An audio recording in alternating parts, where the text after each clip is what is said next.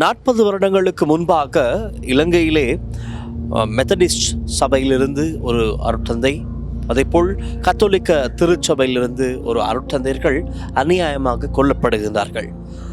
இவர்கள் கொல்லப்படுவதற்கான காரணம் என்ன?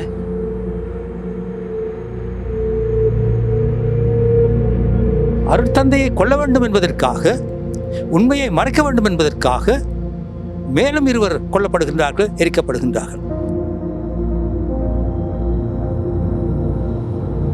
அந்த வாகனத்திலே முஸ்லீம் சாரதி ஒருவர் இருக்கின்றார். அந்த அருட்தந்தையை பாதுகாப்பாக கொண்டு செல்வதற்காக, வழித்தடம் காட்டுவதற்காக ஒரு சிங்கள போலீஸாரும் இருந்தார்கள். அவரும் சேர்ந்து கொல்லப்படுகின்றார். அந்த கொதிநிலையில் இருந்த இளைஞர்கள் ஒரு போலீஸாரை சுட்டு கொண்டு விடுகின்றார்கள். இதற்கு பழி தீர்க்கும் முகமாக இராணுவத்தினர் வயலிலே வேலை செய்து கொண்டிருந்த 100க்கு அதிகமான அப்பாவிகளை படுகொலை செய்கின்றார்கள்.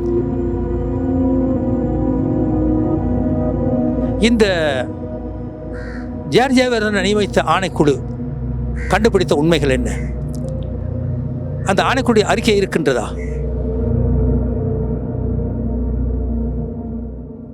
லங்காஸ்ரீ நேயர்களுக்கு வணக்கம். இன்று நாங்கள் குறுகிய நேரத்திலே ஒரு முக்கிய விடயம் தான் நாங்கள் பேசப் போகின்றோம். 40 வருடங்களுக்கு முன்பாக இலங்கையிலே மெத்தடிஸ்ட் சபையிலிருந்து ஒரு அருட்தந்தை, அதேபோல் கத்தோலிக்க திருச்சபையிலிருந்து ஒரு அருட்தந்தையர்கள் அநியாயமாக கொல்லப்படுகின்றார்கள். இவர்கள் கொல்லப்படுவதற்கான காரணம் என்ன? இவர்களை கொன்றது யார்? இவர்கள் என்னதான் செய்தார்கள் என்பது குறித்து இந்த காணொளியிலே நாங்கள் பேசப் போகின்றோம். இன்று அந்த 2 அருட்தந்தையர்களையும், குறிப்பாக மக்கள் சேவையில் தான் இவர்கள் ஈடுபட்டிருக்கிறார்கள். மக்களுக்காக, பிரதானமாக இளைஞர்களுக்காக அவர்கள் நிறைய சேவைகளை செய்திருக்கிறார்கள். அப்போது இருந்த இலங்கையின் நிலவரப்படி அநியாயங்களை தட்டி கேட்டிருக்கின்றார்கள். பயங்கரவாதத்துக்கு எதிராக குரல் எழுப்பியிருக்கிறார்கள். ஆனால் இறுதியில் இந்த 2 அருட்தந்தையர்களும் பயங்கரவாதிகளாக சுட்டிக்காட்டப்பட்டு இவர்கள் அநியாயமாக கொல்லப்படுகிறார்கள். இன்று அந்த 2 அருட்தந்தையர்களையும் நினைவு கூறும் நிகழ்வு தான் இடம்பெற்றது. இந்த 2 அருட்தந்தையர்களை பற்றி நாங்கள் இப்பொழுது பேசலாம். அதை பேசுவதற்காக எங்களோடு இணைந்திருக்கின்றார் அருட்தந்தை சக்திவேல் அவர்கள். வணக்கம் ஃபாதர். வணக்கம். முதல்ல சொல்லுங்கள், இப்போ நாங்கள் ஒரு நிகழ்வில் கலந்து கொண்டோம். 2 அருட்தந்தையர்கள் நினைவு கூறப்படுகின்றார்கள். 40 வருடங்களுக்கு முன்பதாக அநியாயமாக கொல்லப்பட்டிருக்கிறார்கள். உண்மையிலே இந்த அருட்தந்தையர்கள் இவரும் யார்? இவர்கள் என்ன செய்தார்கள்? கொல்லப்படுவதற்கான காரணம் என்ன?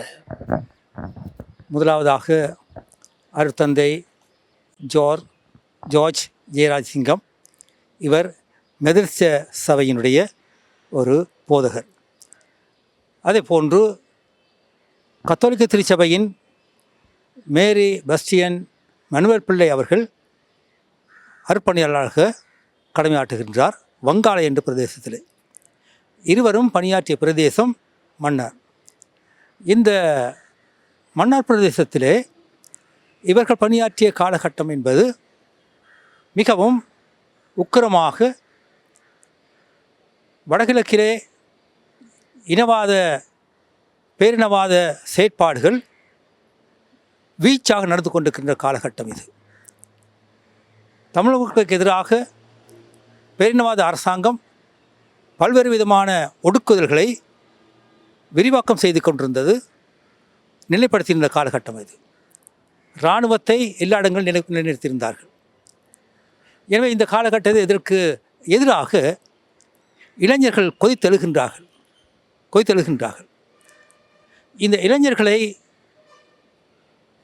அந்த கொதிநிலையிலிருந்து சமாதானப்படுத்தவும், அவர்களோடு சேர்ந்து பணியாற்றவும்,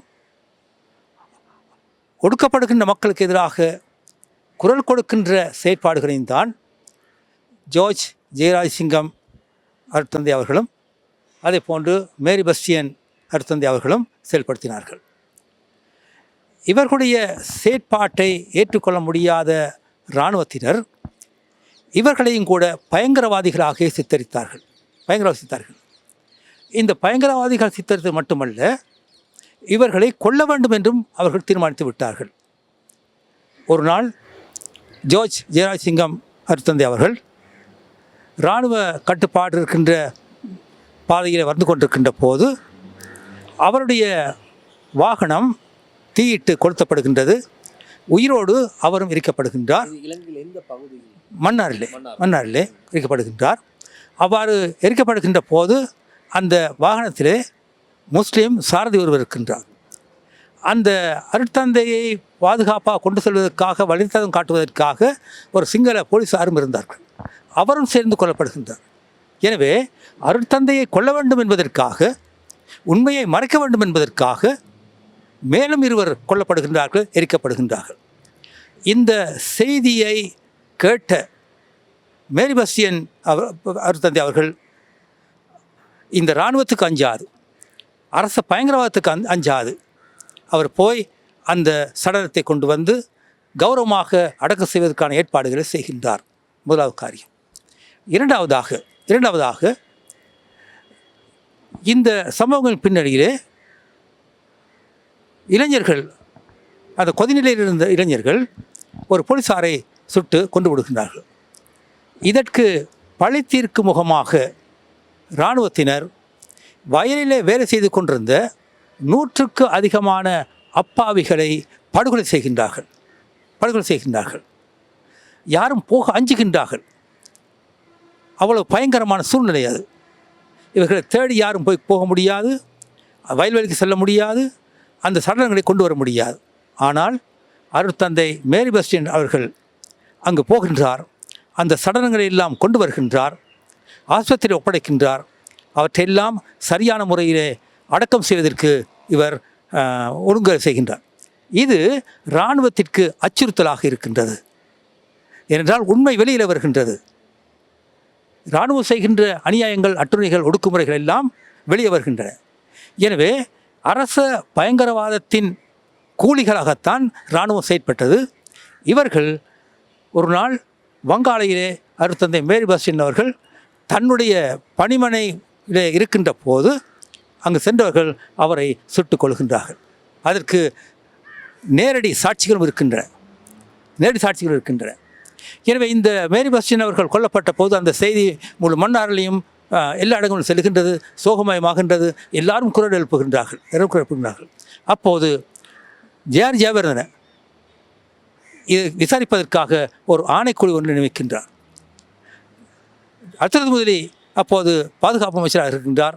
அவர் கூறுகின்றார், அந்த பணிமனையிலிருந்து இராணுவத்துக்கு எதிராக துவக்கு சூடு நடத்தப்பட்டது. அதன் காரணமாக சுடப்பட்டார்கள். மேரி பஸ்டியன் அருட்தந்தை அவர்கள் தப்பி அந்த பயங்கரவாதிகள் சேர்ந்து இந்தியா ஓடிவிட்டார் என்று கூறுகின்றார்கள். ஆனால் மன்னார் ஆயர் கூறுகின்றார், இல்லை, அவர் கொல்லப்பட்டு விட்டார் என்று கூறுகின்றார். எனவே இந்த ஜேஆர் ஜெயவர்தன நியமித்த ஆணைக்குழு கண்டுபிடித்த உண்மைகள் என்ன, அந்த ஆணைக்குழு அறிக்கை இருக்கின்றதா என்பதை இன்றைய நாளில், என்றால் அருட்தந்தை மேரி பஸ்டியன் அவர்கள் கொல்லப்பட்டது 1985 ஆண்டு ஜனவரி மாதம் 6ஆம் தேதி. இதையொத்த ஒரு நாளில். எனவே இன்றைய நாளில் நாங்கள் ஜனாதிபதி செயலகத்துக்கு சென்று அந்த அறிக்கையை கேட்டிருக்கின்றோம். அங்கிருந்த ஜனாதிபதியின் மக்கள் தொடர்பு செயலாளர்கள் கூறினார், சில பேர் அந்த அந்த அந்த அந்த அறிக்கைகள் இல்லாமல் இருக்கலாம். ஏனென்றால் முன்னால் இருந்தவர்கள் அவ்வாறு அறிக்கைகளை இல்லாமல் செய்திருக்கின்றார்கள், அளித்திருக்கின்றார்கள் என்று கூறுகின்றார்கள். அவர் கூறினார், அவர் இருந்தால் நிச்சயம் உங்களுக்கு தருவேன் என்று கூறுகின்றார்.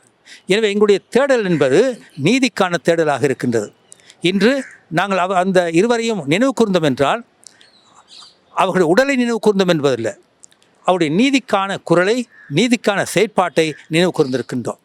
எனவே தற்போதும் கூட அந்த நீதிக்கான செயற்பாடு தேவையாக இருக்கின்றது, குரல் ஓங்கி ஒலிக்க வேண்டிய தேவை இருக்கின்றது.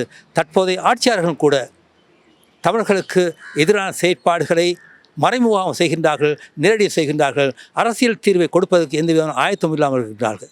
இந்த சூழ்நிலையிலே தமிழ் மக்களுக்கான நீதியை பெற்றுக் கொடுப்பதற்கான குரலாக மேரி பஸ்டியன் அவர்களும் ஜெயராஜ் போதர் அவர்களும் எவ்வாறு மக்களோடு சேர்ந்து குரல் எழுப்பினார்களோ அந்த குரலை எழுப்ப வேண்டிய காலகட்டத்தில் நாங்கள் இருக்கின்றோம். எனவே அதற்காக இன்றைய நினைவேந்தலை நாம் நடத்தியிருக்கின்றோம்.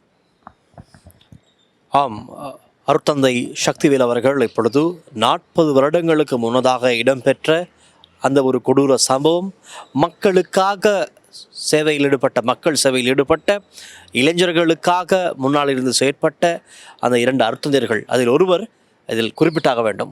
ஒருவர் மெத்தடிஸ்ட் சபையை சேர்ந்தவர், மற்றும் ஒருவர் கத்தோலிக்க திருச்சபையை சேர்ந்தவர்கள். இவர்கள் இருவர் எந்த விதமான பாகுபாடும் இன்றி இணைந்து ஒருவருக்கொருவர் அன்று செயற்பட்டிருக்கின்றார்கள். ஆகவே இதில் நடந்ததோ வேறு விதமான ஒரு விடயம். இன்று 40 வருடங்கள் நிறைவு பெறுகின்றது. அதற்காக அன்று நடந்த அந்த சம்பவத்தோடு தொடர்புடைய ஆவணங்கள் இருக்கின்றதா, விசாரணை குறித்த அந்த ஆவணங்கள் இருக்கின்றதா என்று அருட்தந்தை சக்திவேல் உட்பட இன்னும் ஏனைய அருட்தந்தையர்கள் இணைந்து இன்று காலை ஜனாதிபதி செயலகத்தை நாடி சென்றார்கள். இப்பொழுது அதில் அவர்களுக்கு கிடைத்த பதில் என்ன என்பது குறித்தும் அருட்தந்தை எம்மோடு பகிர்ந்து கொண்டார். ஆகவே இந்த வரலாற்று கதையானது எம்மில் எத்தனை பேருக்கு தெரியும் என்பது தெரியாது. ஆகவே அதை நினைவூட்டும் வகையில் இன்று அருட்தந்தை சக்திவேல் அவர்கள் இந்த விடயத்தினை எம்மோடு பகிர்ந்து கொண்டார். ஆகவே இன்று குறித்த அந்த 2 அருட்தந்தையர்களும் நினைவு கூறப்படுகின்றார்கள். இன்று அவர்கள் நினைவு கூறப்படும் ஒரு நாள். ஆகவே இந்த அரசாங்கம், இப்பொழுது இருக்கின்ற இலங்கை அரசாங்கத்திலே அன்று அவர்கள் நடந்த அந்த சம்பவத்தோடு தொடர்புடைய ஏதேனும் ஆதாரங்கள் இருக்குமா இல்லையா என்பது குறித்து விரைவில் அறிய தருவதாகவும் கூறியிருக்கின்றார்கள். ஆகவே இந்த நிகழ்வினை, இந்த வரலாற்று கதையினை உங்களுக்கு நினைவுபடுத்திவிட்டு நாமும் விடைபெறுகின்றோம். தொடர்ந்தும் லங்கா ஸ்ரீயுடன் இணைந்தீர்கள். அதேபோல் இந்த விடயத்தினை மூடு பகிர்ந்து கொண்ட அருட்தந்தை சக்திவேல் அவர்களுக்கு எங்களுடைய நன்றிகள். வணக்கம். லங்கா ஸ்ரீ செய்திகளுக்காக ஒளிப்பதிவாளர் விஜயுடன் நான் டில்ஷன் மின்சன் மற்றும் ஒரு காணொளியில் சந்திக்கலாம். நன்றி, வணக்கம்.